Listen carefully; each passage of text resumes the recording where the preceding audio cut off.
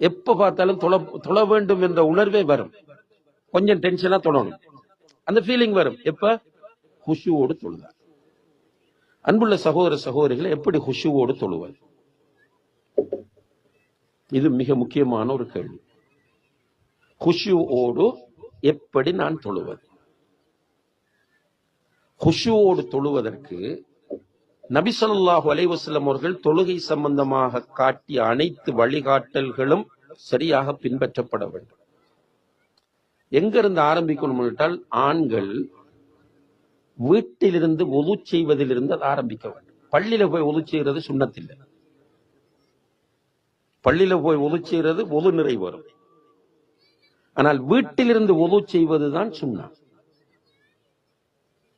ரசூலுல்லாஹி அலைஹி வஸல்லம் அவர்கள் சொல்லி, யார் தன்னுடைய வீட்டில் ஒது செய்து பள்ளி வாசலுக்கு நடந்து செல்கிறாரோ அவருடைய